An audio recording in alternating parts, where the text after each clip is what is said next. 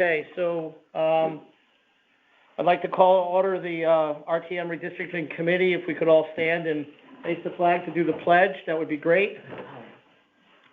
I pledge allegiance to the flag of the United States of America and to the republic for which it stands, one nation, under God, indivisible, with liberty and justice for all. Great. Okay, so I don't think we need to do the roll call. I think that's kind of silly, but... No, you know, I can just write it down. Right. Okay, so item number 2 is to consider act upon the minutes from the organizational meeting held on January 11th. And just for the record, I did not send them out with the agenda, so I have printed copies and everybody has them in front of them. So I'd like to take a motion to accept the minutes as they are presented. Karen Wackerman. Second. Karen McCormick. All in favor? Any discussion? Anybody have any issues, changes, or anything? All in favor? Aye. Aye, unanimous. Thank you. Okay, so item number 3. I kind of made this one kind of vague a little bit. We all had the PowerPoint. I'm assuming that's what Matt and Steve are going to present now. I know they brought some maps that we requested as well. I thought we could, we could talk about this, have some questions and answers, and do a little bit of a discussion, maybe talk about where we wanted to go and how we wanted to do this and the dates that we're going to set later on. Maybe set some parameters, but let's see where the conversation goes. And so, Matt, Steve, I will leave it up to you. Do you want to turn off the back lights, or is everybody okay with the way it is? Lights on. Lights off, lights on, what are we going to do? Off. Off. All right, it'll be movie theater style, you know? Yeah, it'll be easier to see. All right, so I probably could have mentioned this before the lights went off.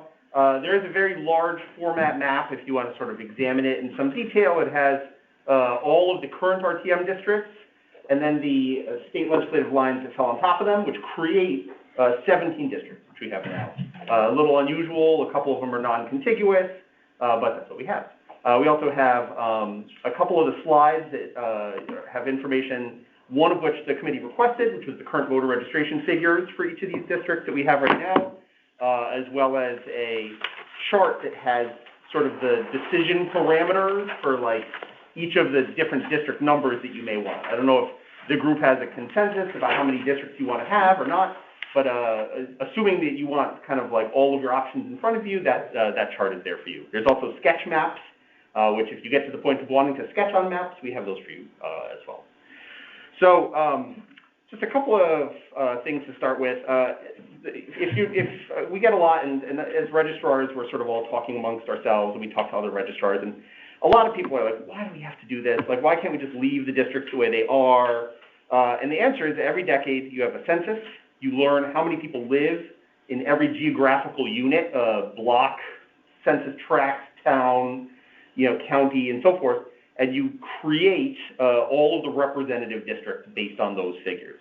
Anyone who's elected as a representative from a district has to be reevaluated to make sure that you are within an acceptable range for what's called one person, one vote rule. So that's a lot of legal precedents about that, mainly coming from the 70s, where they said, okay, how close do the districts have to be? Nationally, what's considered safe for local and state districts is a deviation of not more than 10%. In Fairfield, we formalized that into the charters. You actually can't go over 10%, even if you want to. But that is, generally speaking, what towns and counties and stuff all over the country sort of aim for. Here in Connecticut, so we had the census in April 2020. The figures were published in August of 2021. And our state has a redistricting committee that was supposed to finish their work by the middle of September of 2021. They did not, because they only had like 3 days between the time when they got the final information and when it was due, so they didn't pass it. Redistricting Commission then is formed that has 9 members, and they finished the state legislative maps, state rep and state senate, by the end of November. And now those are done, and that's what we're sort of working off of. Congressional maps we expect to have finished this coming week. They've told us which towns are going to be split in those plans. and Fairfield is not among them, so we don't really need to worry about that being a complicating factor in what we do. But from there, redistricting sort of commences all over the state. Now, in Connecticut, you have a lot of different forms of local government, and how you have to do redistricting is different depending on how you've set it up.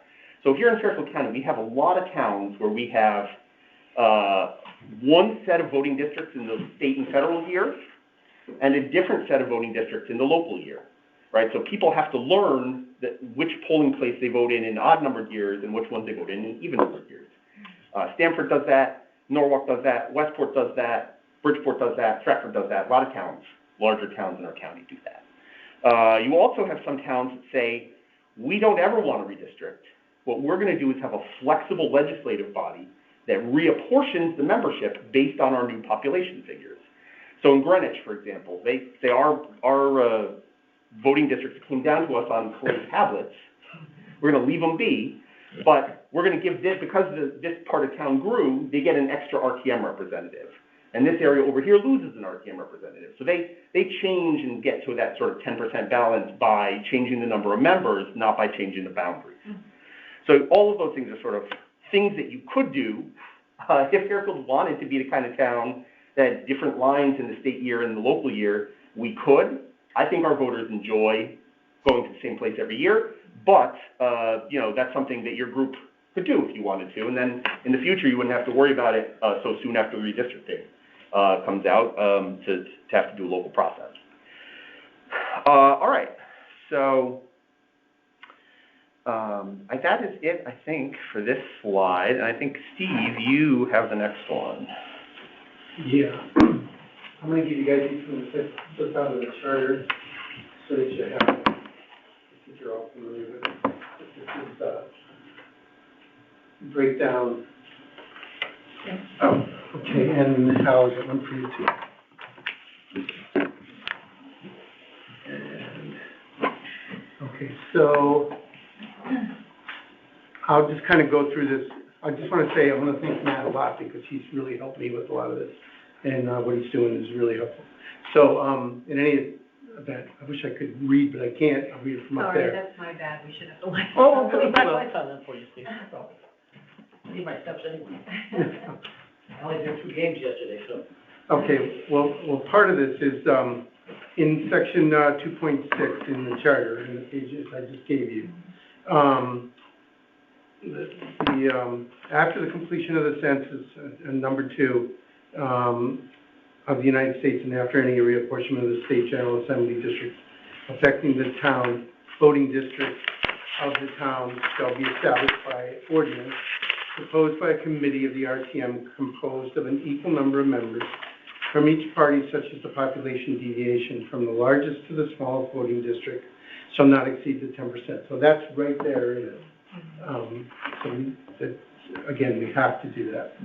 And the redistricting ordinance adopted by the RTM shall provide for an equal number of members from each district, and to the extent practicable within the constraints of the charter and state general assembly, redistricting shall provide for districts that are located in only one state assembly district. Now, as we all know, that we got districts, and we would if we did this. You guys have these, right? Right.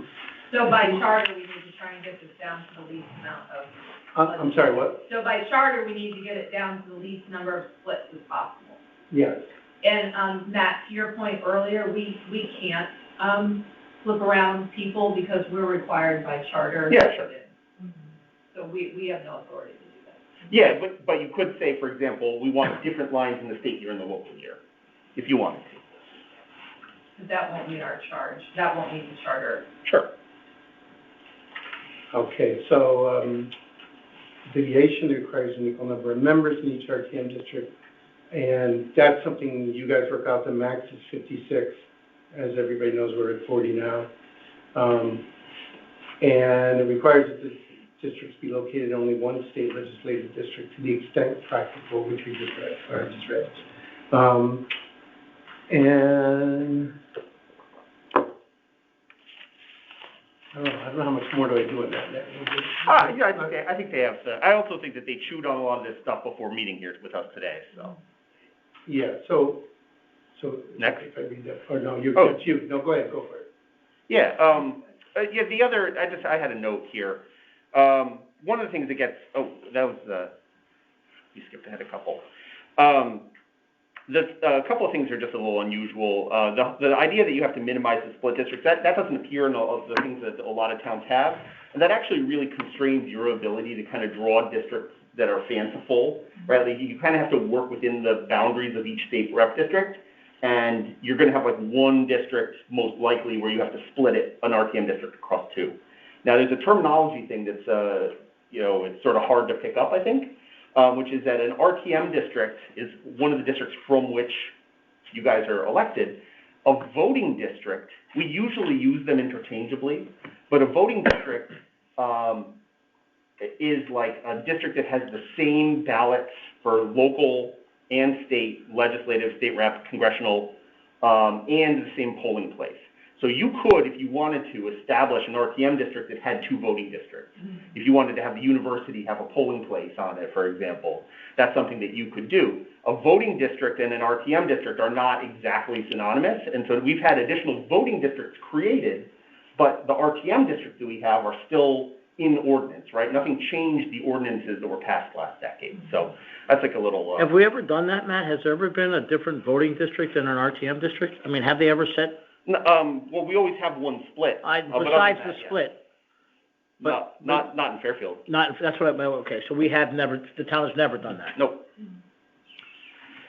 Now, just a couple other things. When people talk about balancing the population, you need to use census population. This year, for the first time, you have a requirement also that incarcerated people be counted at their home addresses. There are 20 in Fairfield. So Fairfield's 729 census blocks with people on them. 20 of those blocks have one extra person because someone was sent to jail who used to live there. So those figures are at that website. You could read all about it if you want. I won't sort of draw it out. But those numbers are on this big map and are on all the tools that we have that we use. Now, 9-169 says 90 days. You can't conduct an election within 90 days of having new districts. You have to have districts in place for 90 days before you use them in an election. You guys have sort of discussed your process and kind of what timeline that requires with the RTM rules, so we don't need to sort of draw that out. And we registrars pick the polling places after the districts are established. So we have to set them up at least 1 month prior to the election, and we generally notify people of what the new polling place is going to be. We've put that in our budget for the next fiscal year, but you're not required by law to do that, but just as a voter service measure, we do notify everybody. And you just notify those that are shifting districts? Is that how that works? We notify everybody because once people hear that a postcard went out, they're like, did I change? I didn't get a postcard. So we tell everyone. And do you do that on a yearly basis for all the elections or just after the change is made? We have been doing a sort of an annual voter notification mailing, but we would do something before the August primary if you guys may do lines. What's the date of the primary? August 9th, I think. So it would have to be, the RTM would have to vote to approve it at least 90 days before that. That's my And understanding. that's how it go backwards. Okay. And we can't do primary in one, so if we didn't get it done in time, we would be stuck with what we have now, but we couldn't get that changed for November. That's right, unless there were no primaries in August, which maybe, I don't know, seems like the parties are trying to sort it out, but. We'll see. Wait a minute, can you do that for me again? If there's no primaries in August, there's nothing saying, there is a law that says you have to have the primaries in the same places as the elections, and that voters have to be able to go to the same place for the primary as the general election. 9438 is the number. But if there's no primary, then that doesn't apply. So, Can I ask a question? And Yeah. I'm not suggesting that you need to ask the question. Because it's not an RTM year, you could conceivably just have 3 polling locations, correct? sure. Okay. So you could conceivably just have, if you live in the 132nd, everyone goes to Ludlow. I'm not suggesting that. No, I'm listening to because it never occurred to me. And if you live in the 134th, everyone could have to go to Mill Hill School. and. Steve and I couldn't do it, but the RTM could do an ordinance that says that. Okay. So Just just this have year. 3 state rep districts. One polling place in each of the 3 state rep districts. And that's because we're bound by ordinance by the RTM line for the polling location? We are bound by the RTM line. For state rep races? I'm just saying, we only have one plan in our ordinances. You could have a different plan for local years and state years if you wanted to, and you could pass an ordinance that says we're gonna have 3 big polling places. For state. For state years. So in the absence of not having an ordinance, you have to follow 10 districts? Yeah. Okay, so could this committee propose that as an ordinance to the RTM to get it for the, so if the RTM passed an ordinance that said, if this committee proposed an ordinance to the RTM that said, we propose an ordinance that would allow us to do 3 locations, or even if we said 6 polling locations, 2 in each of the 3, and the RTM passed it, then for the primary and for the November, we would do whatever that ordinance was. You gotta live with whatever you guys do. But then we could again adopt but then we still have to adopt the RTM districts as a secondary ordinance, right? Yeah. Not until June, though, of next year, right? That's when you Well, no, we have to file by March of 2023. Right, but that also gives us if we run into, so that's an option for the committee to propose to the RTM as well. Only if we're desperate is what. You're right, exactly, that's all I'm saying, to keep us from doing 17. Right. That's all I'm saying. So there is a way out if we needed to, which is just something because it never occurred to me, and I think that's an interesting point to look at. Yeah. Great. All right, the next one is you, Mr. Steve. Key date. The key date, okay, this is what 17 looks like as far as, and this will be, so, You burn more paper than I do at work.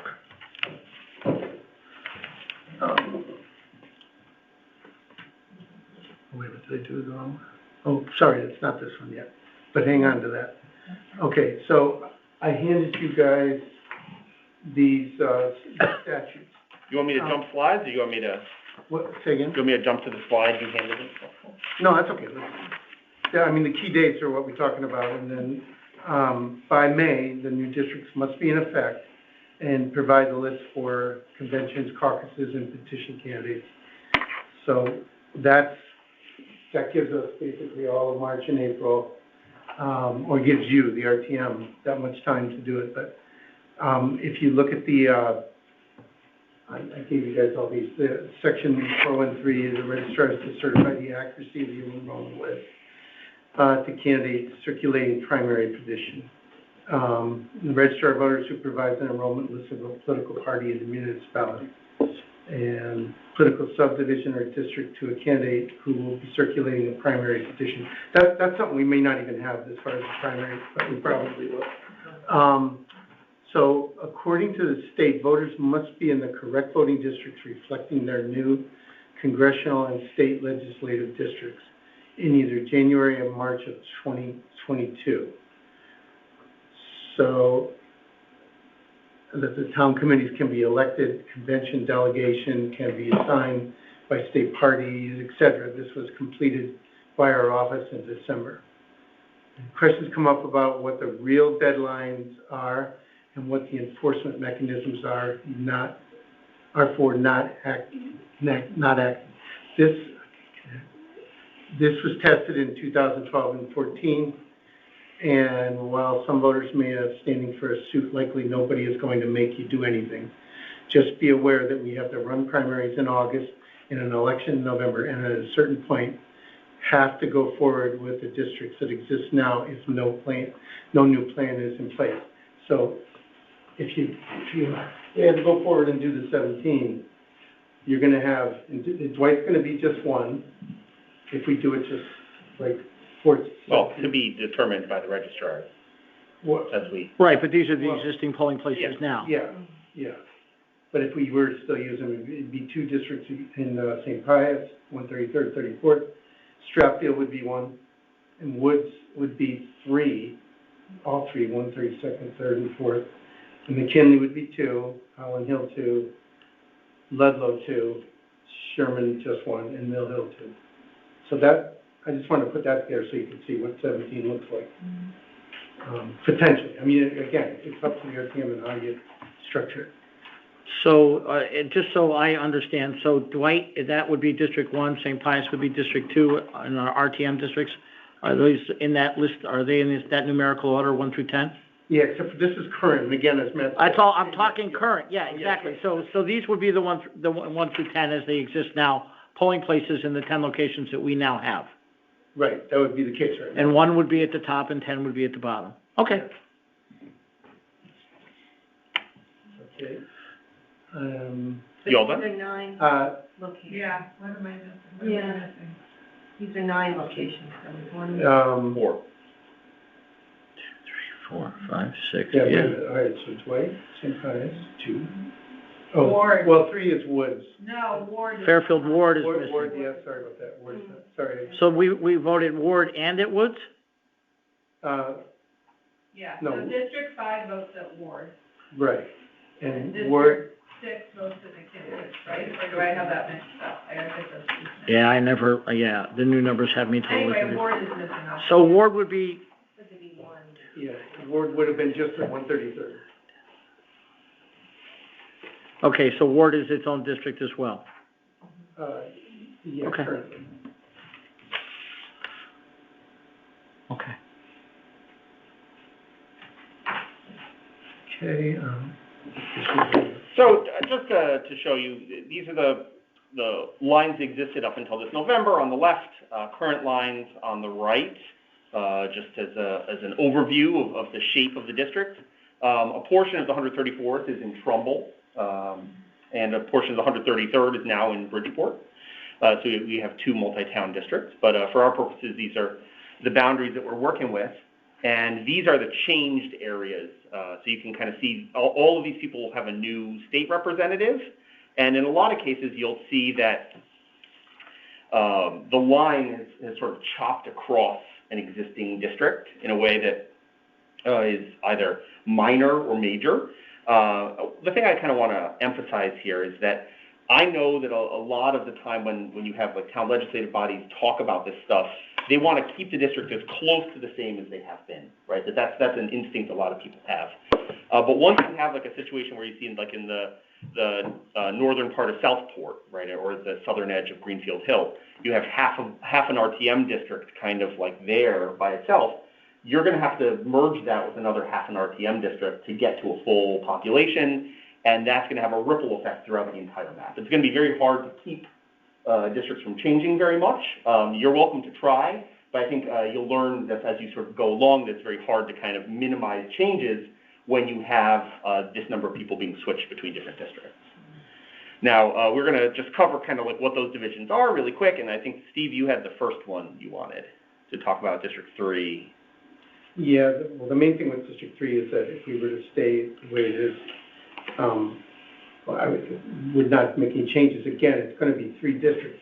And that, we've already got 2 now, and that gets a little difficult. Luckily, the gym is pretty big there. If we have to go to 3, it gets to be almost chaotic. So that's just basically another point there. And, Is that a pretty even division of population, the green and the yellow? well, it's 3, it would be, I guess this it's is over proposed, here. right? Or is it- No, this is what we have now. This is what we have now. So, yeah. So if you look at Fairfield Woods, and again, sorry about Ward not being there, but it would be all 3 of the districts, and they would be at that voting location. I know, but Karen's asking how easy it is to Yeah, flip that's out right. of those neighborhoods. Right. That's the problem with all of this. You move one and it sets everything. Yeah, The ripple effect, like you said before, Yeah. right? Yeah. yeah. So the slide before said that 25% of the population moved state districts. Yeah. So, which means that we're going to have to move probably 12 to 15% of the population, or, Until they put the census block overlay on it. okay. Yeah. And well, I think it would be more like 50, Do you think it'll be that high? Okay, because every half district needs another half a district to be got attached it. to it, right? Okay. Right? so you have to move in blocks. That's Right, why you gotta you just- can't move that way. Right. And blocks are, how many, are they consistent a number of people, or are they? They vary pretty widely. Okay. From, 1 or 2 people on a block to the largest, I think, is a little over 1,000. Oh, wow. Wait a minute, you have a census block that's 1 or 2 people? Yeah, sure. Yeah, there's a couple of them. I had no idea. You live on a lake, you're the only house on that side of the street, that kind of thing. Okay. A couple other examples. You got District 8 here. It's split largely along the Mill River. So almost everything to the west of the Mill River is now in a separate RTM district from what's east of the Mill River, and most of the population is to the east. District 10 has been cleaved in half, basically at the Post Road. Most of Southport north of the Post Road has moved into the 134th district. Almost all of District 7 is moved from the 133rd to the 132nd. You have small corners of a couple other districts changing representatives.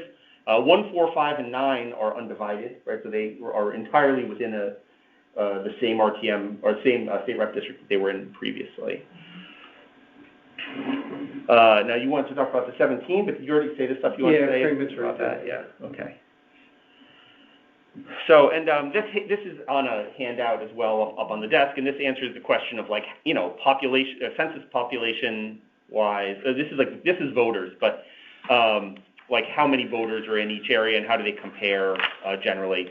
I'll say that for the most part, voter population and census population are pretty close to proportional, except for the district that has a university in it. So 2 has maybe 1,000 fewer voters because of the Sacred Heart, and 7 has maybe 1,800 fewer voters than average just because of that. But you can refer to that sort of at your leisure. Now, the thing that I wanted to, the sort of the meat and potatoes of this is because we have these constraints that come from our charter and come from statute, the process is relatively simple for you. Like, we've kind of done a lot of the figuring it out stuff to draw the maps. And if you would like, we can do some tonight for fun. You could get working on them for real, whatever you want to do. We're here for you. First step is you choose the number of districts that you want, right? And that defines every other decision that you have to undertake, right? So how many people are in the district, how many RTM districts are made out of each state rep district, all of those come from that question of how many districts you want to start with. Once you've chosen your number of districts, you identify what we call a split, right? And the next page will have a chart on it that shows you the size of the split in each district. Now, there are 2 district numbers that you could choose that don't have a split. If you chose to have 15 RTM districts, all RTM districts would fit completely within a state rep district, and there would be no split district whatsoever. You could also do that if you chose 18, right? That just happens to be the way that it works out. Now, you may not want that many districts. That's up to you. But if you have any smaller number of districts than that, you're going to have splits. So you pick the area that has splits. And then, once you've chosen that area to sort of say, we're going to have one RTM district that is 90% in one state rep district and has these 6 blocks in another state rep district, you divide the 3 state rep areas that we have in town into a number of equal population RTM districts using, I've made some sketch maps for you. You could do it on the computer, however you want to do it, but you try and ballpark make them the same size. At that point, when you have basically, here's how we would like the district to look, we load it in the computer, tell you how far apart you are from having that perfect 10% deviation at the most. And you can say, oh, we're going to move 2 blocks over here. Oh, we need 150 people in this district. Here's a block that has 150. Let's move that one. So that's like kind of the last step. And at that point, you have your map. Now, I think Steve wanted to say a little bit about the district and split chart. Can I ask a question? Oh, sure. I think I know the answer, but, so for example, if it was a 10-district solution and there's only 415 we have to move, that doesn't mean it's the same 10 districts. It just means we could come up with 10 districts that would comply with these requirements if we just move those. Yeah. Right? Well, so the math of it, if you want me to sort of get into it a little bit, the 133rd State Rep District has 19,000 Fairfield residents in it. Mm-hmm. The 134th State Rep District has 17,000 Fairfield residents in it. So if you want to divide each of those two districts into 3 equal parts, at the end, you're going to have more than 600 difference between a district, an RTM district in District 133 and an RTM district in District 134. That 666 is larger than the 10% that you're allowed to have between the largest and the smallest. To get it to the point where that, 6,600 person district over here and the 5,800 person district in the 134th are within that 10% deviation, you have to move 400 voters into an RTM district that's primarily going to be in the 134th. And then you can have districts that are a 10% deviation. Thanks. Yeah, that when you pull up the report, it's exactly what, 9.99? Yeah, well, Once you actually start to do them, then you'll catch on to how it. That's what I heard. Yeah, thank you. So you had some stuff, Steve, that you wanted to talk about the chart. Yeah, well, again, if you keep it at 10 districts, which I think people in general may or may not hang to, because it's pretty much the same. It's only a matter of moving 450. Where's that part of the map that it shows where? We have a slide that demonstrates that, and there's a couple of slides. A couple of slides. Do you want to just go? Do you want me to skip ahead to it? Yeah. Do you want me to talk about this? Or? Go ahead. So, the one thing about this chart, just the number of RTM districts are kind of listed on there. So if you say we want 10 districts or we want 8 districts or whatever it is you want to do, you see the options for how many districts you get, and you also see the number of voting districts you're going to wind up with by making that choice. Once you pick your number of districts and you have to identify a split, so let's say you wanted 10 districts, you have to find an area along the border of the 2 districts that require the transfer and find, in the case of 10 districts, an area of not less than 415 people that you can move into an RTM district on the other side. So there's a couple plausible options on the border of the 133rd and the 134th, one of which is this large block that has a big golf course on it. It's got 498 people on it altogether. And those people have been voting in the same place as the people on the other side of the boundary there for some years, so maybe that's an option. There's also another one on the other side of Churchill Road that has 6 blocks that combine to be 466 people altogether. So these numbers are in the computer, very easy to get to on the computer. They're also on this large map. So if you want to look at the map, either the large map or the smaller sketch maps, and say, well, the transfer has to be 415. Let me identify blocks that add up to that. That kind of math is not that hard to kind of do on your own. It's hard to add up hundreds of blocks to get the correct total district numbers, but you can identify these transfer areas pretty quickly. Now, once you have your split area, you try and divide up the remaining area into roughly equal parts. So I did an example using 8. So I found a split for 8 that had 908 people up at the top. And then I just drew these lines really quick. It took me 5 seconds to do, to say, here's 3 districts. Let me try and they look about the same size to me. Let's go forward with that and try and see what we need to do. So they should be 7958, just in this example. And when I actually ran them, turns out that one district was over by about 1,000, another district was under by 750 or so. So you have to try and identify the areas to move people over to make them match, right, to get them to be equal size. And this is just sort of how I solved that problem. But it's really not too challenging to do. Once you have a ballpark idea of what you want, finding out how far you are is really, 10 years ago, the group that did it, it was 20 minutes or something to kind of pick which areas they wanted, and it was done. So. Was it really only 20 minutes, Pam? Yeah, it was.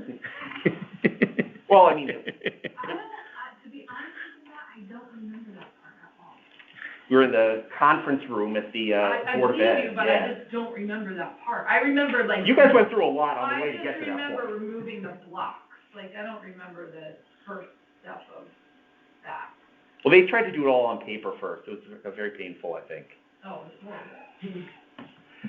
Now, there are, and I remember 10 years ago, the group was, because they had been, the previous committee had thought about it for so long, they're like, well, we really need to know who's got a majority in each of these districts, like it's going to be like politically problematic for us to go back to our caucus, and if the other party has an advantage or whatever. So, you know, you have a bunch of things that you can kind of look at and consider, right? And you could say, I want to look at where the incumbents are. I don't know if that's allowed or not. I know in the last charge that wasn't allowed. Maybe it is in this one. No, it's not. You can look at neighborhoods. You can say, okay, well, I want to try and keep this area together, right? Like when Steve and I were working on a draft in the office, he's like, I know that like Southport people kind of want to stick together in the same area. They don't want to be voting with these people way up here in the like remotest parts of Greenfield Hill. So, you know the neighborhoods. You say, here, these people are like these people. We want to have them voting for the same representatives. Compactness is something that I think a lot of, like a map doesn't look good if you have like a weird little shape that like goes a great long distance and connects two large areas together. So just, you'll, I think, intuitively be able to say this map is good because if a voter looked at it, they don't think that someone's trying to scheme them in some way, right?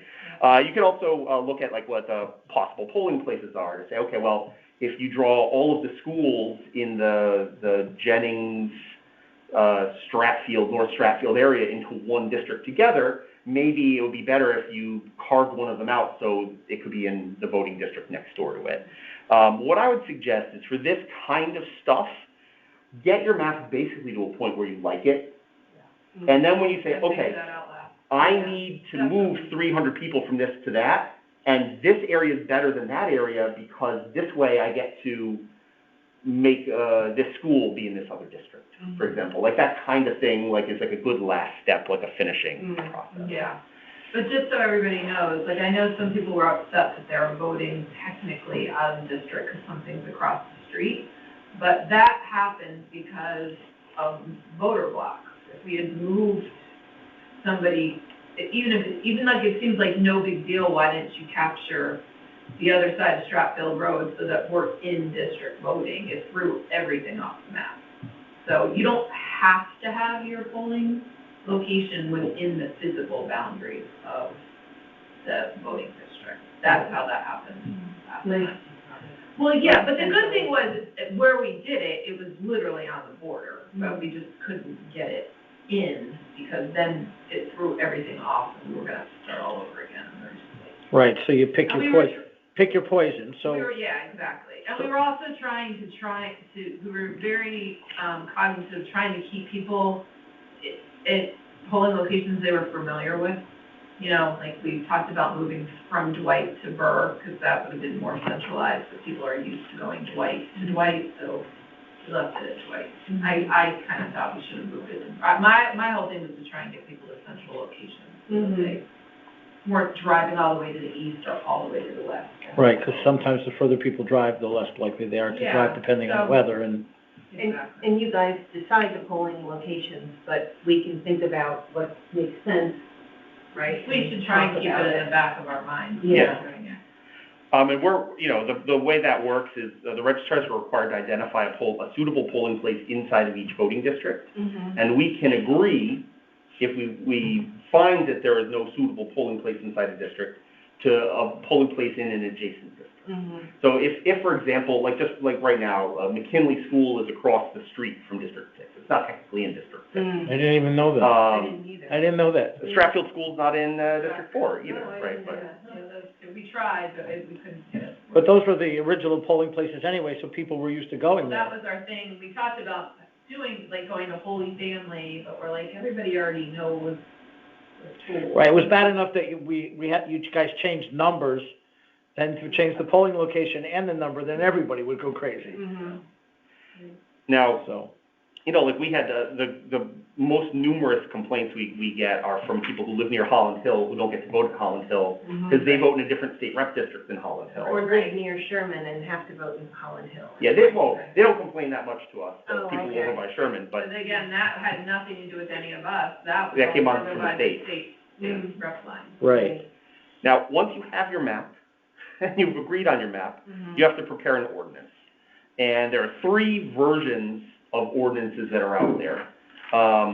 This kind is one that we call a map reference ordinance, where you say that a map is on file that's labeled such and such, and that is the map that we're approving, right? That's how your zoning boards and stuff do it. They don't, incorporate all the language of the plans into what they pass. They say, oh, there's a map on file. Stratford has an example of what that language looks like, very easy to copy.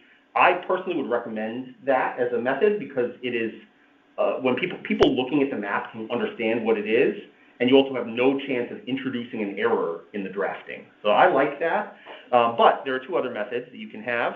One is very similar to what we have now, meets and bounds language, where you say, here is the boundary of the district and how it travels through the land of the town. You describe it. It goes from this intersection to that intersection. It goes northwest along this street till it meets this other street.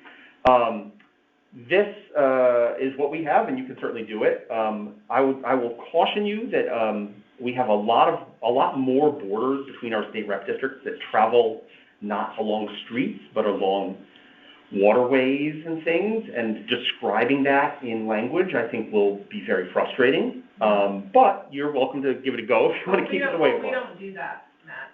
Engineering does that. So we did meet some vows last time. Sure. We went through all this with the town attorney, and legally, they prefer that we do meets and bounds. Sure, up to you. So we have a map on file, and then it's backed up by engineering for meets and bounds. So we draw the maps, and then engineering creates this. I was going to say, who creates this? Someone sit down and with their little map and their little So this is what the town does and has done over the past. This is very similar to what we have right now. Okay. Why is it legally better? Because it literally, you can't really look at a map and say Exactly where it is. And so when someone says, well, I don't think that's where I am on the map, then it says in there, northwest of blah, blah, blah, you are, So it's almost longitude and latitude. It's almost that close. Yeah, there's a whole thing you could see, because we went through trying to figure out what to do, because we didn't know how to handle it. We have a whole write-up on the meets and bounds.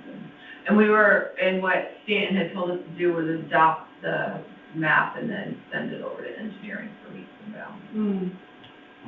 The other thing that is maybe you have to really obsess about this stuff to get into it, but like the census geography is not the same as the maps that the town uses. The town has these terrific maps. They're like, if you want to place a pipe in the ground, they can tell you what's already there within 6 inches. Like, that is the standard that they use and why they have it that way. The census geography is not that precise.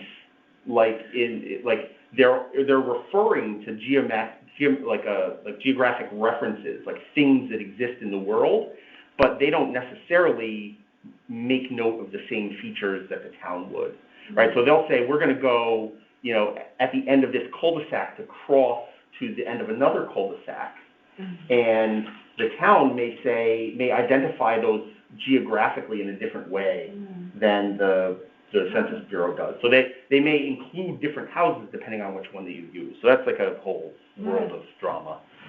Pam, when you guys did that, did you try both ways, or you just tried that? I'd have to go back and reread what we did, but I know this whole thing, what came up around the map versus meets and bounds, and then we ultimately, I remember we went to Stanton and we're like, because we didn't really care, honestly, and we went to meets and bounds. I'd have to go back and reread the whole thing again. Yeah, just wondering. Do we know what most towns do? Most towns do a map reference. But that's because, most towns, there's a very small number of towns that even have town legislative bodies by district. Almost all of them are at large. They're picking districts, and the registrars are just coming in one day and saying, here are your new districts, and they just say yes. That's the process in most of these places. So we're definitely in a different world than them.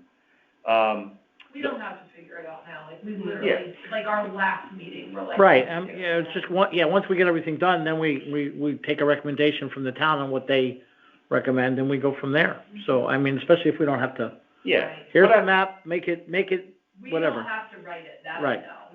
I know.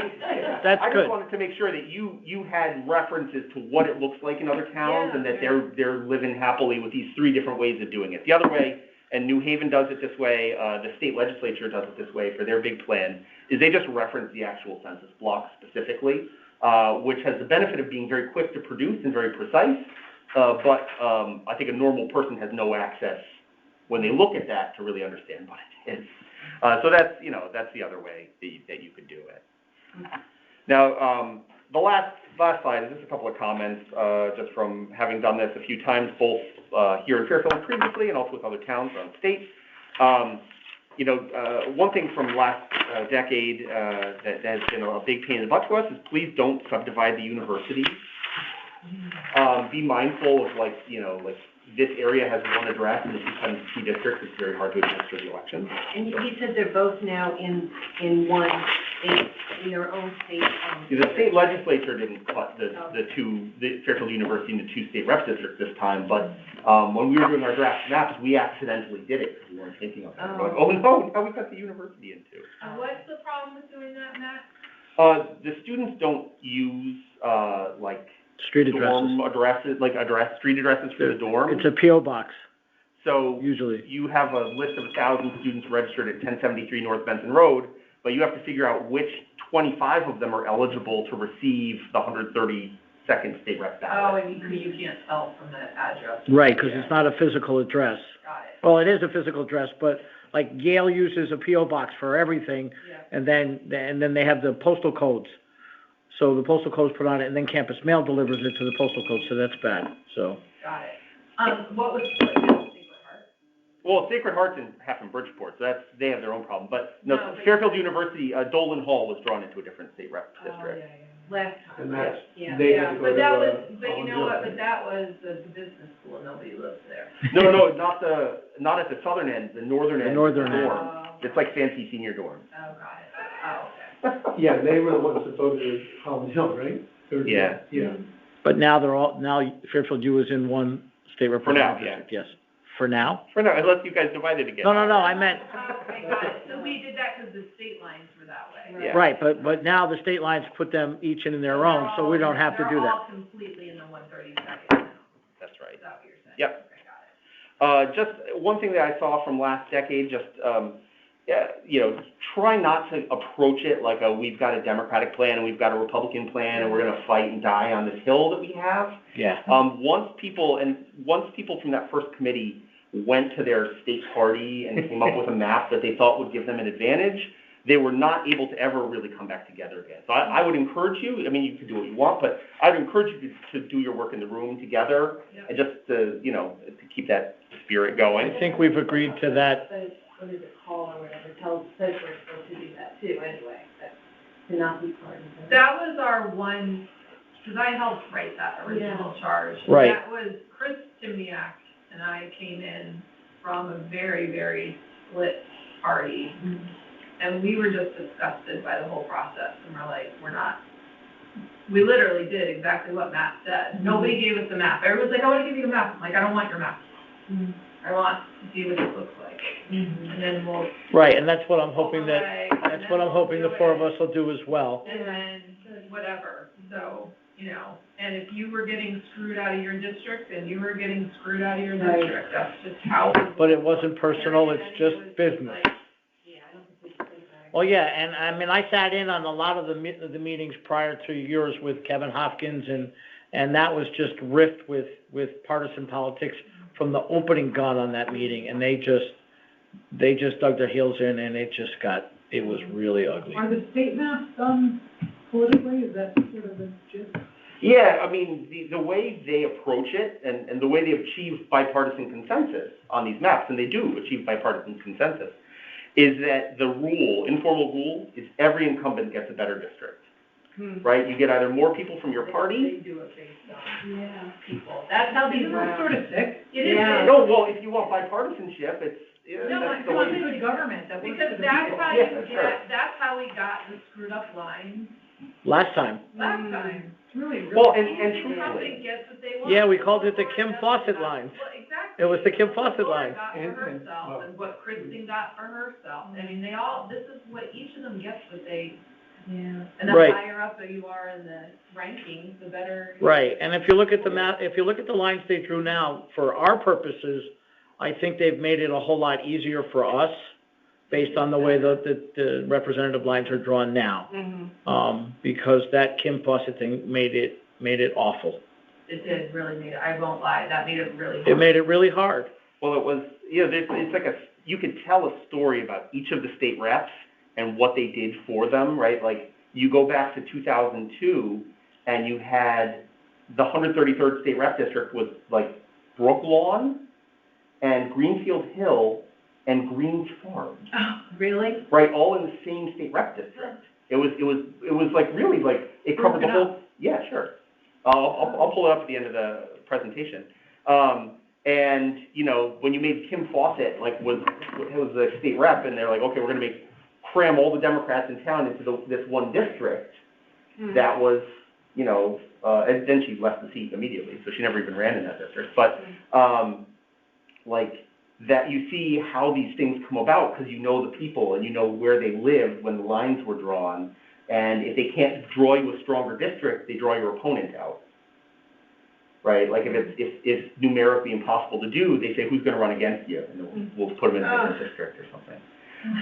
But that if you want bipartisanship, that's the only thing they can agree to up there. So, but the thing that I want to say about that is that because they really are, yeah. Because that's the way. They're all about themselves, like each one of them, all of them. I don't mean that on a equally across the board. They go up there and they are literally. If you go up there, which I got John McKinney invited me up a couple times, and I went. It's a different world. Yeah, no, it is. It's real, right? Yeah. It's. Really well, they don't let me manage the cool parts, but you can tell from a distance it's a different part. But the thing that I want to emphasize about that, why that's important for us here, is that truthfully, because you hear so much on the news about redistricting and gerrymandering, and they rig the lines, so this state's going to elect all people from this party or that party. And the truth is that there's very little you here can do within the constraints that you have to put a thumb on the scale, right? The state legislature has already said, all the areas that are going to be favorable to a Republican, we're going to give as many of them to Laura Devlin as we can, right? We're going to draw this map to try and help her, and all the areas that are favorable to the Democrats, they've tried to, separate them out for, Leeper and McCarthy-Vahey. And, you can't change that. And that means that, when you get into it and you say, I'm going to divide this state rep district into 3 pieces, I would not get too emotionally invested in where exactly that line falls, because you're going to have roughly the same neighborhoods no matter what you do, right? So I know that a lot of pressure gets sort of put on you guys, that it's going to be the fate of the party rests on you or something, on the lines that you draw, but I don't really think it's like that. Nobody's told me that. No, okay. Either. Okay, that's good. I don't understand it. What we did do, and I don't know that it's going to be possible just because the voter registration has changed so much, is we worked off geography first, but then we did go back in and overlay party affiliation so that we had 3 Democratic districts, 3 Republican districts, and then we had 4 districts that we called split districts. So 2 of them lean D and 2 of them lean R. And we structured them that way. Literally, when we got down to census blocks, it's well, if you move that one in there, you're making that more Democratic, so don't pick that, pull this one. And, and that's how we came up with that. Now, the voter registration has changed to such, I don't know that we could fit into that again, but I would like to look at that, when we get down to the closer lines, because I think that I stand by the redistricting that we did, because look at how close the RTM is. You have a very balanced RTM. Right, it goes with the tides, right? Yeah. So there were a couple of years where, we had the majority, but only by a few people. And a couple of years, the Democrats had the majority, but only by very few people. We don't have those swings that they used to have with 3812. Yeah. 9, it was, 41-9, that was my third term was 41-9, that was pretty bad. My personal opinion on that is I don't think that super majorities are good for anybody. Right. So that's just my. And like you said, I don't think with the voter registration the way it is in this I town, don't there's know, gonna be yeah. there's gonna be a super majority in the districts that we're gonna draw, because Right. everything is so We might close. not be able to do 3, 2, and 2, you know, maybe we can do 2, maybe we can get 2 and 2 and the rest are. The rest are, yeah. I don't know. Right, but, and I agree, I think it's something we definitely have to take into consideration when we draw the final lines. Because everybody's gonna ask us what we did about that, and we're gonna need to at least show them that we did, and I agree with that. Now, Steve asked to have a map included in the presentation, which is on this slide, that just shows sort of block by block what the party registration advantage is. Yeah. Right, like dark red is everyone's a Republican, dark blue is everyone's a Democrat. Light blue is light Democratic advantage, light pink is light Republican advantage. So Yeah, that's really helpful, Matt. If we could get a printout of that, that'd be awesome. Yeah, sure. And you can also just in the balancing phase of like, okay, now what do we do to make these, do we want more Democratic blocks or more Republican blocks? Right. You can have that available. Yeah, we're gonna need that. That'd be great. But the political economy of the town, I mean, the voter registration is being driven by national politics a lot right now. And I think if you look back, whether it's on a 5-year horizon or a 20-year horizon or a 50-year horizon, Fairfield had for a long time had a huge Republican majority, and also, Salt John Sullivan as the first selectman sort of simultaneously for all those years. Now you have this huge Democratic registration advantage, and you got Brenda Kupchak as the first selectman. So, the political valence is just, in some ways, party registration is not really a great predictor necessarily of what people are going to do in those local elections. Right, because they don't. You do have a lot of unaffiliated. And people don't pull a party lever anymore either, so I think that has a lot to do with it, because when I first voted, we used to have the little things that go like this, and it was fun. I used to go in with my parents, and they used to let me when I was big enough to reach it, but. They let you pick which one to pull? No, they would point to the one that I had my parents never, ever, never pulled a party lever, not in my life. My father was a Republican, my mother was a Democrat, and neither one of them ever pulled a party lever in their life. At least that's what they told me. And from when I was old enough to. You could vote for just a party and it would automatically. Everything, yep. Literally, it was a party lever. The party line, that's where it comes from. Yes, exactly. Do that. Yes, Okay. from the old mechanical machines that you probably still have stashed somewhere, huh? Yeah.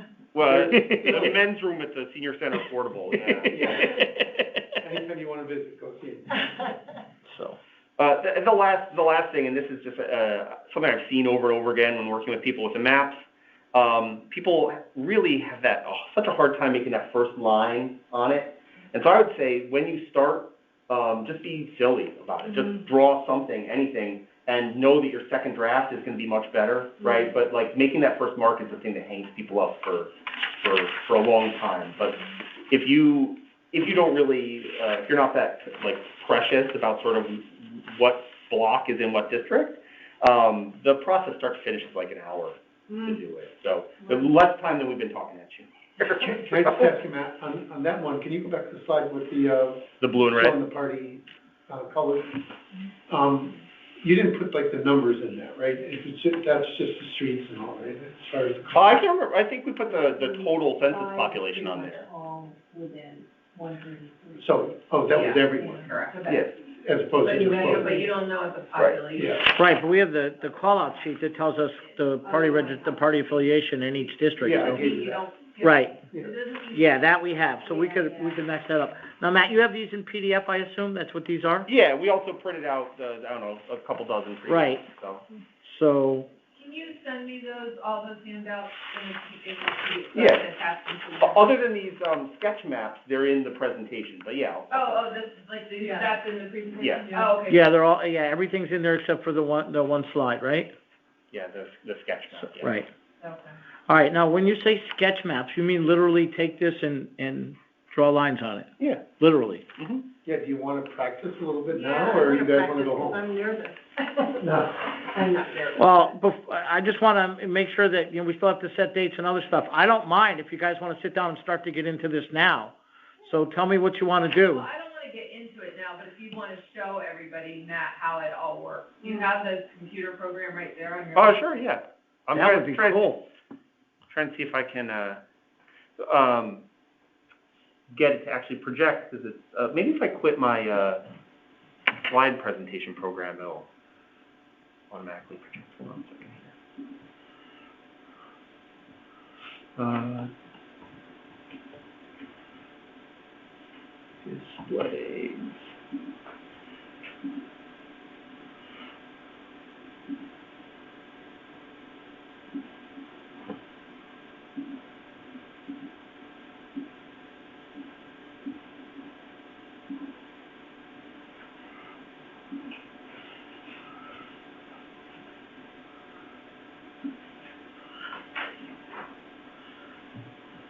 There we go. All right, I'm going to turn the lights out so we can see a little better.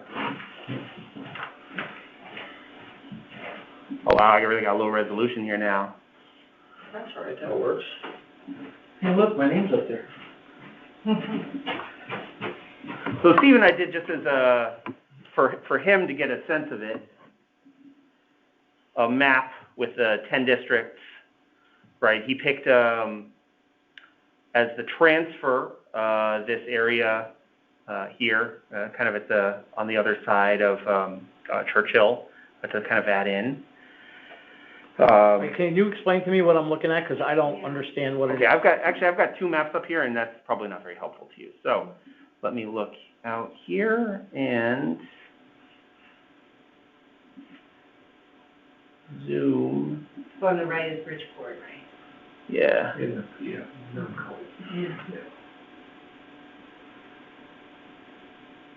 It's actually part of where Kristen's district goes in there.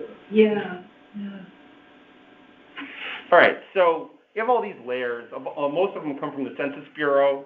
You have all your streets, your street names. That's what takes a long time to draw, is all the roads. So I'm going to hide the roads right now just to save us a little time. We got the water, because the water makes the map look real pretty. And every block on here has a population number. So when I select a block up here, like in Greenfield Hill, you see over here that I have information about that block. Here's its census block unique identifying number, the GOID, which is what you would publish if you were going to do a census block plan for your ordinance, how much land, how much water, its latitude and longitude, as well as some other information. So population 100 is the number of people the Census Bureau counted, which is 425. HU 100 is the number of housing units. State legislative district lower and upper, so it's in the 134th and the 28th. Now, 420, what is the number there?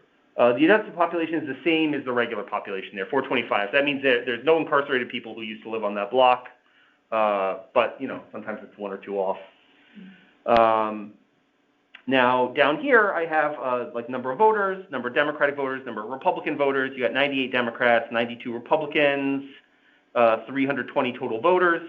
And Steve and I, Steve chose some lines, we put it on there so we could sort of balance them out. Steve put that in District Y.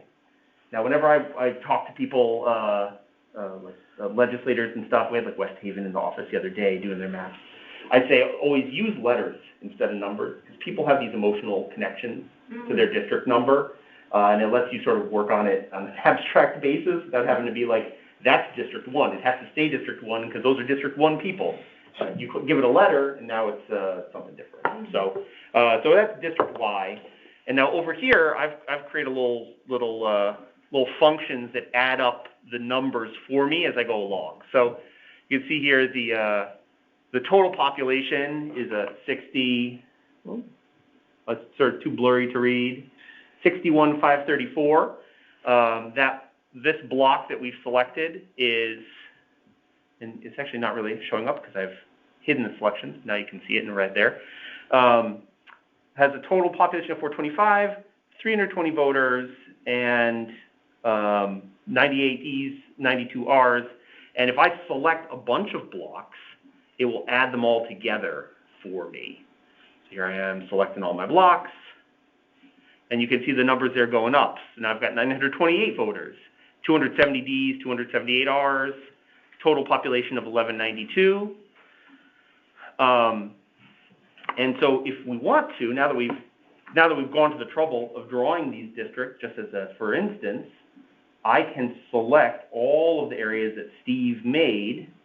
Let's find all the districts, all the blocks in District A here, and we'll select them. So that is, sorry, here. Actually not really using my computer, I'm using my computer at home. So it's weird. So this area here that we've selected has 6494 total population, 4769 voters, 1958 Democrats, 921 Republicans. All right, so this is one plausible RTM district that you could have, and that's its sort of. And that's if you figured out that you need to have X number of people in a district. Yeah. What is the number we need to have? It's about 6,100, right, roughly? Yeah, well, In that, Oh, it's in here. Right, because it's about 61,000 people in the town, right? That's what the population divided by 10, so. now, because you have to have a 10% deviation, and you have to minimize your splits, you have to look at the RTM districts and what the ideal population is within each of those three. So like the 132nd state rep district has like 23,000 and change people in it. The 132nd, you said? Yeah. Okay. So they get an extra RTM member because they have 4,000 more people, 4 to 6,000 more people than the other district. And then you say, okay, well now where do they fall, right? And you take that number off the board. You want everything to be, if you could have 10 exactly the same size districts, that would be excellent. But if you look back to what we had 10 years ago, the districts that were in the 134th were over by about like 500. Really? Yeah, and on the lower end, the 133rd, all the districts were within an extremely narrow population confine, because to get to that 10% deviation, you had to divide these two exactly right. Right, so you couldn't you couldn't just randomly move one block within that plan without finding something to offset that same number somewhere else in the plan. It's so dense over there. So if, say I just start, I make a line or something, I won't really know if that's a legit district unless you're here telling me what the population is, right? Yeah, I mean, the numbers are on there. Yeah. So You literally do a pen and Yeah, paper. little, yeah, okay. But, you know, you look and you'll see what the population centers are. There'll be a couple blocks that are 500 or 600, and you say, okay, I kind of know that this is about a third, and you know, I'll be there to help you with the fine tuning. But I do think, and again, maybe this group is like much less stressful than we all were stressed out last decade about it all. But you know, I we sort of designed this process so that like all the actual decisions can be yours without us being like, here's what you should do, here's the line you should do, you know what I mean? Just because it was such a weird, like, if one of the registrars gave any advice, then like the people from the other party wouldn't want to do it. So it was just like, we were kind of like what's like a no advice way that we can help you without making a decision for you, you know?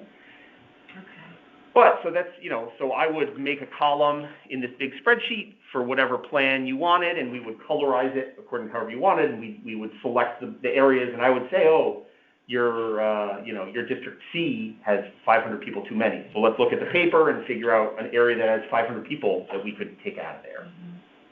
and then you rename it eventually, right? Yeah, oh, we'll name them whatever you want. Yeah. Right. You guys could be creative. You can name them after zoo animals, you know, whatever. So really what I think the process for the committee then would be, first we decide how many districts we want.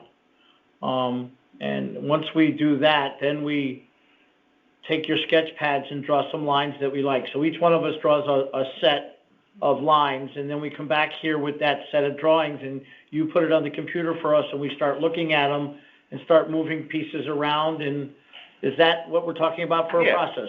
Yeah. So do your homework, come back to class, and then we move it to make it, and if it went the way we would hope it would, we would take care of one section.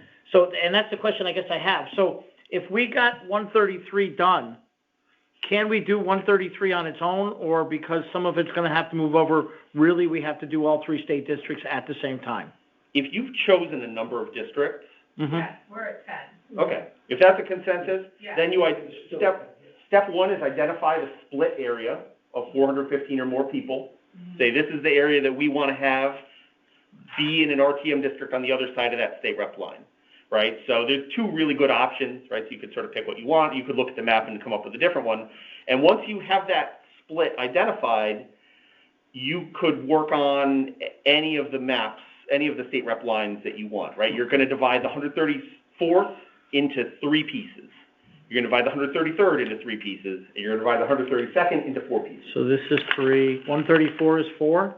134 is 3. 3 and 132 is 4. And so I think, let me show you what Okay. Steve came So up with that here. makes more sense to me now, okay. So the 132nd is getting chopped into 4 RTM districts. That's right. And then the 133rd and the 134th go to 3 RTM districts. That's Yes, right. yeah. And when you tell me that I need split districts, the split districts where are those? Those are, If you have to find an area with 415 people or more on the border of the 133rd and the 134th. okay, so that's where we have to make the variance for this. Yeah, and that is, I'm sure we did the arrows, right, Matt? Right. yeah, we did that in the presentation, and I think you'll see. Right, that's that Churchill, that's the golf course area, Yeah. right? Up by Fairchild Wheeler. And that is on, sorry, I thought it would turn on that one. That boundary is from here to here. Let's say here, actually. This is, the boundary where you have to find 134 people. Or 415. 415, what did I say? 134. We have to take 415 people out of the 133rd. And move them into 132. No, the 134. So we gotta make the move somewhere along this, that's why you do the line here. Yeah. Okay. And is that because? Yeah, remind me again, why is that the line? Because It's amazing, but I don't remember. you cannot achieve a 10% deviation Okay. unless you create a split, and the minimum size split is 415. Because when you divide the 133rd into 3 pieces, the average size of that district is going to be 6,700 people. So I gotta get 400. And the average size in out of this district is going to be 5,800 people. And that's the border of the 133rd and the 134th, that's why you're showing me that it has to come from that area. Yeah, so and it has to come from this side of that area. So this block with the golf course on it Yeah. is 490, right? So you could just say that golf course is our split. This area has a couple of blocks that add up to like 460. Oh. But, you could say, well, we want to do these people over by Black Rock Turnpike, Woodridge, what's this? This 270. You can get there a bunch of different ways. Right. But it has to be from here to here. That's right. Well, it has to be along the border. Right, along this border line between these two. So that's the. And it may be easier to see on the sketch. So once we do Alright, that, then we know that, No, go ahead. that this will be, we'll create 3 districts here and 4 So districts here. you're saying, just geography-wise, you could just move the golf course out and you're done? Yes. But if we wanted to, we could just carve out this corner that added up to 415. That's right. And you could find another one further down. Like, these are just 2 real easy ones. So if you wanted to, we could take something from like here, all through here and move it this way or this way, whichever, I don't know which way it is. Yeah, and the numbers are a little easier to read on this. You can say, okay, what are the sizes? This is 85, 107, 80. You could pick some stuff along the water. And that was the very first thing we did last time? I came in late in the process, so I'm not totally sure. Like, why do we have to figure that out right now? Because it throws off all the other numbers if we don't. Yeah. And then we can do 3 districts from here, because we know we have the right amount, and 3 from here and 4 from here, because Okay, so we just work within the black lines then, pretty much. After you do your After split, you you do do that. everything within the block. Okay, Gotcha. that is pretty easy. I mean, I know it's not easy, but that helps, you know, Well, yeah. narrows it down to what we have to do for this three. And last time, you don't remember what we moved, right? I do, it Oh, was yeah, over oh, here here, by, Yep, got it. Yep, 'cause we had Thorn it. Hill School. Yeah. And actually, you changed the split very late in the process because District 2 had like a 2-vote Democratic advantage. And so the map was 6-4 Democrat at that point. And so you switched the split from being over here to over here so that it would have like a 3-vote Republican advantage instead. Just so on paper, it looked like a 5-5 map. All right, that was like, Wait, the so split was, remind me again, just walk me through that one more time. so the split had been up here by like the reservoir, right? Okay. Or the Lake Mohegan. Yeah, I was gonna say, the rest of- Reservoir's up here, yeah, Right. right. And, like, it was not possible to make the map include any more Republicans, because all of the block on the border had a Democratic advantage, so any switch you made would lead to a net increase in the number of Democrats. So you had to switch the split to throw this back into the 133rd and then adopt this area off of Stilton Road, to be the split. That's where those map overlays with the. Yeah, that's where we registered need the voters. party affiliation. Yeah, once we have everything drawn and. No, that's why you need it right now. If we're Before you doing- start moving. Before you start moving, that's why we need to look at, so if I'm taking this area, what does that really do? Or what am I really moving? Partisan-wise, you mean? Yeah. Are you asking him that real question now? Yeah, I I'm mean, asking that real, yeah, like, Oh, you have like, or. an answer for her, I think. Because Yeah, I'll be honest with you, I don't necessarily need to go home and draw this myself. I'm perfectly happy and I don't need to do it by pen and paper again. We just did not have the advantage of a computer. So Sure. if we come back to this room on another meeting date and you have the political overlay and show us what all that means, we could come to consensus in this room and just, all of us at once. Yeah, well, and I'll say, the PDF that I sent you guys has that in full resolution, just small. So if you zoom it to full size on your computer, you can see every single block, whether it's blue or red, and that's, Oh. you know, like, you have that graphic is already. Right. Does it have the numbers still on there?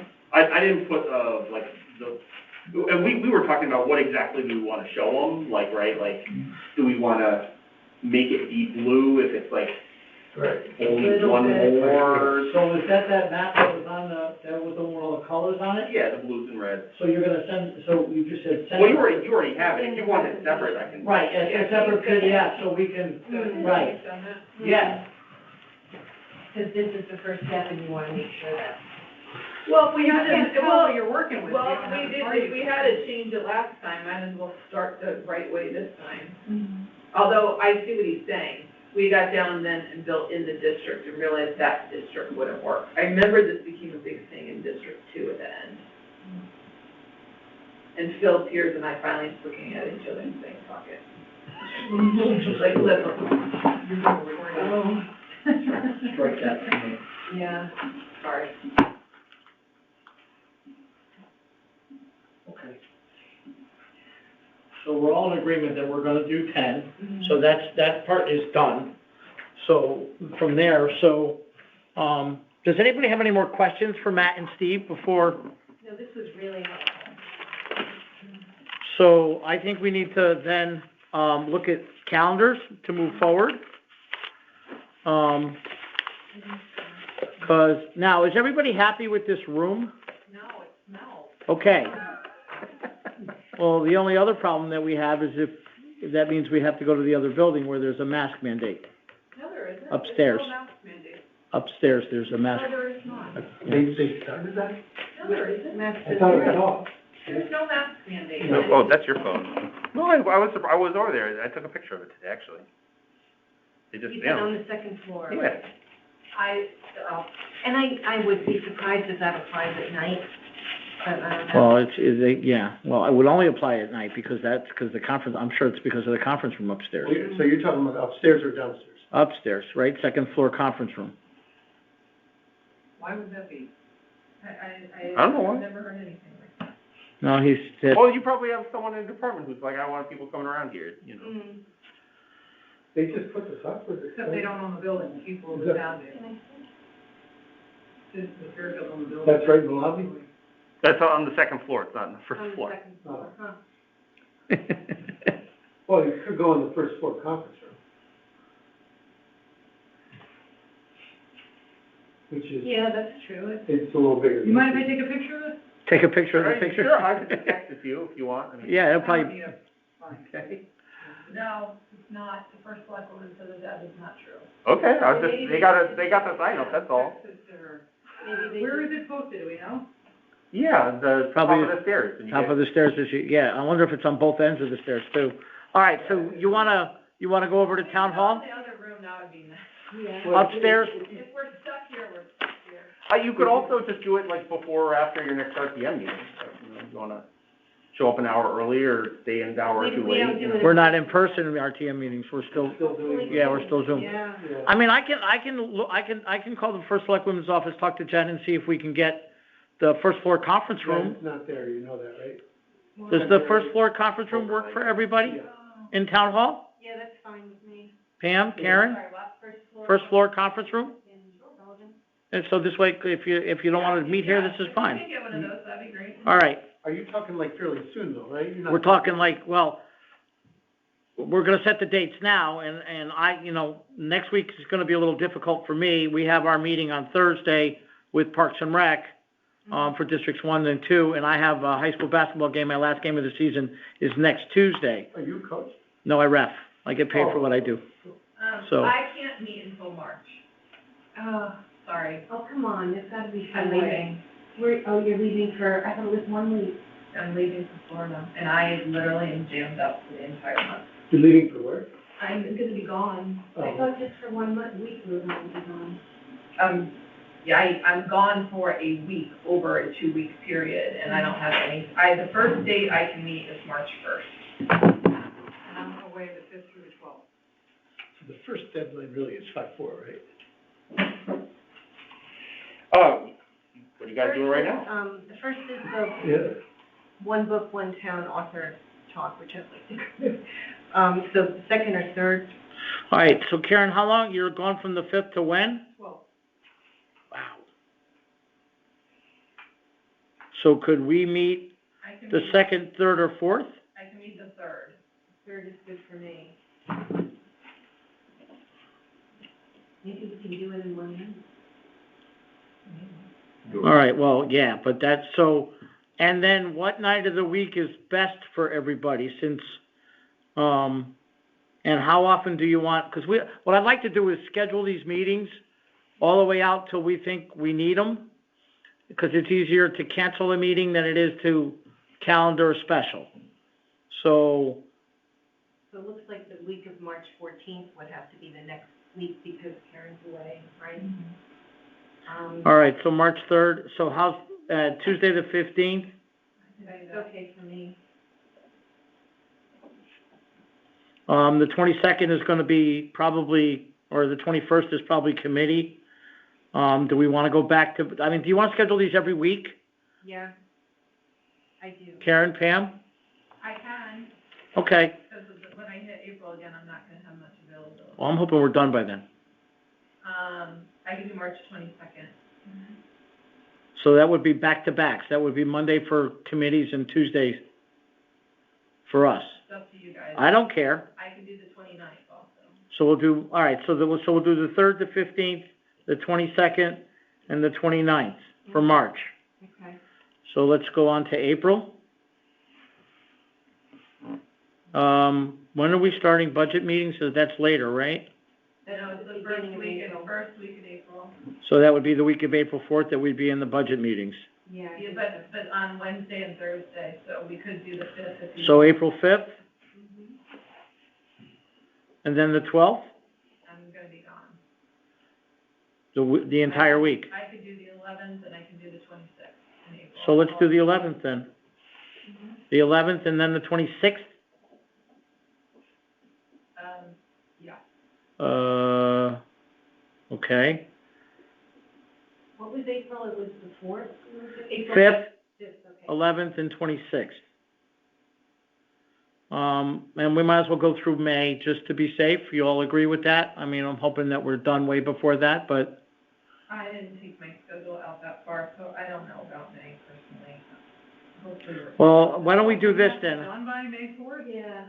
Well, here's what I would suggest then. If we're in the first, right, we will calendar additional meetings. So we'll set something for the 11th or the 26th of April if we're not close to schedule additional meetings. Yeah. All right, so let me just do it one more time. So, and all these meetings is 7 o'clock, that work for everybody? Yep. Matt and Steve, you guys are good with those dates? Yeah, you want us there, right? Yes, please. Okay. Especially if we're gonna. I don't make any plans that far out. Yeah. All right, so March 3rd, March 15th, March 22nd, then the 29th, April 5th, April 11th, and April 26th. And I'll put on the agenda at April 11th. We should have a pretty good idea where we are by then. If we need to schedule additional meetings, we'll do it at that time. Everybody in agreement with that? Okay, so can we do this? Can you just go through it again, though, because I'm trying to type them in while you're saying that. So it's. Well, they'll be in the minutes, Steve, so you can have them, I mean, you'll be able to print the minutes out once they're posted and have them with you, but I can give them to you again if you want. Well, I mean, yeah, it's up to you. March. Oh, you got it right here. Yeah. Great, thank you. Okay. 7 PM is good? Yes. Okay. First floor conference room, town hall. If you can get it. Yeah, well, I'll talk to Jen tomorrow.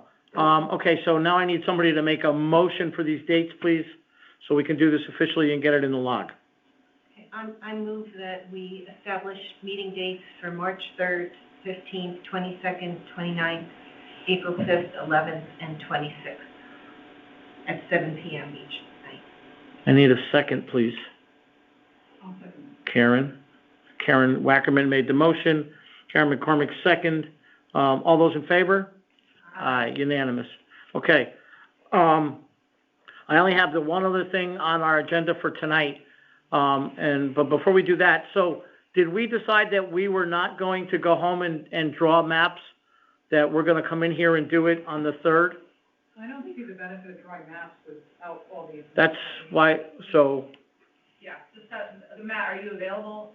Are you available for all these? Yeah, unless We need that program. unless there's an election happening, I'm like, I don't book the stuff more than a week out anyway. so we'll look at the stuff that we have, and then we'll come to a conclusion here. Well, at least we'll get started on the 3rd and see where we are from there.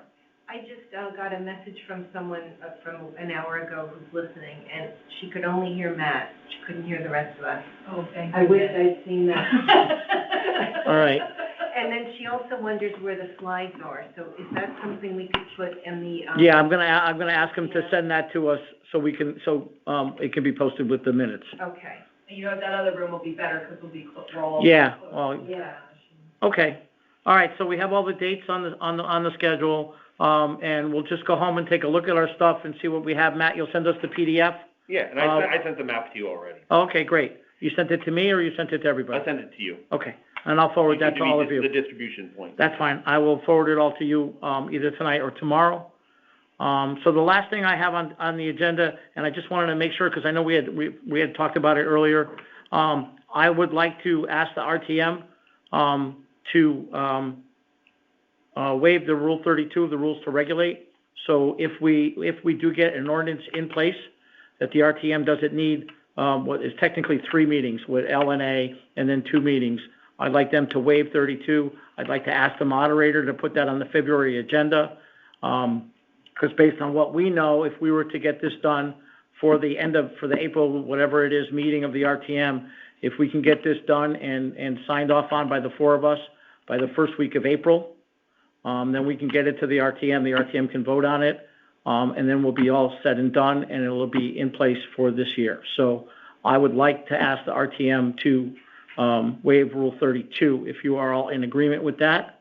That's fine with me. I don't feel the need for a formal motion, but if you want one, we can give you one. I'm not asking for, I'm gonna request that of the moderator. I just wanted to make sure the committee didn't have any objections.